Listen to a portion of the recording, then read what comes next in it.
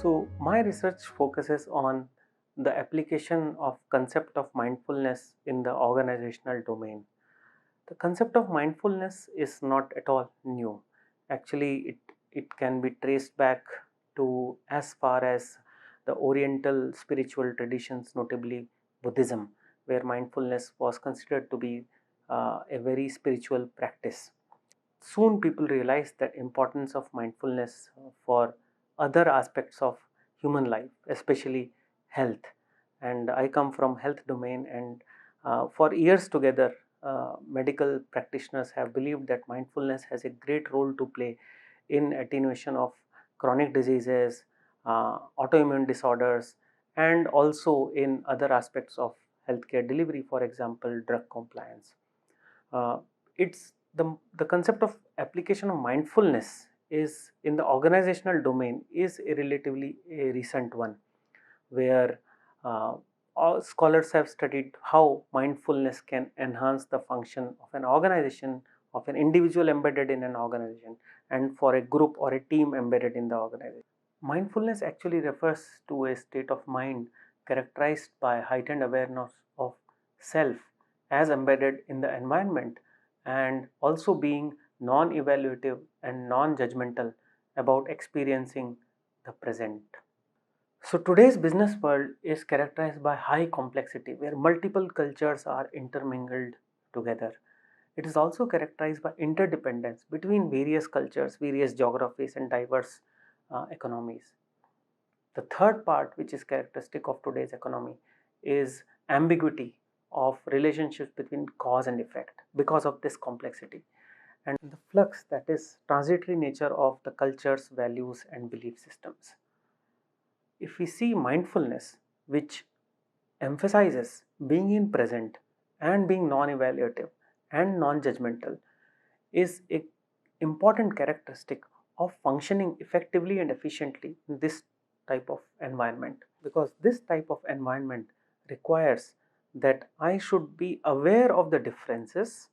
I should not be blind to those differences, because when I see those differences, when I perceive those differences, that is when I can draw the benefits from the diverse viewpoints and the diverse cultures and diverse the values and beliefs, but also be integrative of these differences. So it won't work if I'm blind to the differences, but I need to be aware of those differences and also be integrative.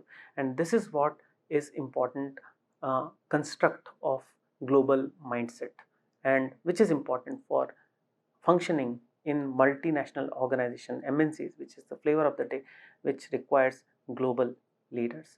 That's why we have conceptualized that mindfulness is important for global mindset, which is important for global leadership. So conceptually, we understand that mindfulness is important for functioning in contemporary organization. But a practitioner would ask a question, so what? And how can I use this information for my organizational development or achieving organization goals?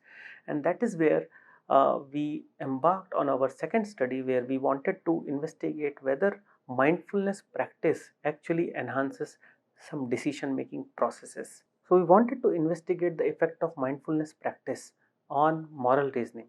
Moral reasoning, as conceptualized by Kohlberg, is a progression across three stages: the pre conventional, conventional, and post conventional, where each stage entails adapting a broadened perspective of looking at the things.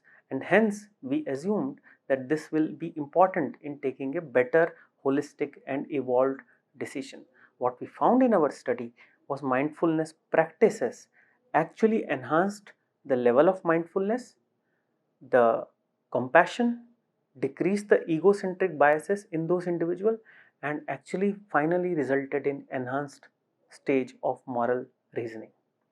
So this was an important outcome where we demonstrated that actually mindfulness practice can enhance the decision making process in organizations.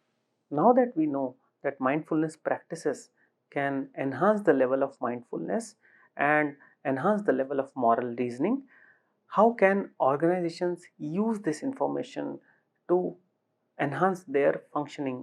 In another study, what we investigated was whether mindfulness helps in decreasing or attenuating the negative emotions and behaviors in organizational functions. For example, in psychological contract breach, that is, when the employee perceives that the organization has not fulfilled its part of the deal. Obviously, there is a negative emotions and negative behavior associated with this, and behavior could be deviant behavior. What we found was mindfulness actually attenuated the negative emotions as well as negative deviant behavior in response to the perceived PCBs.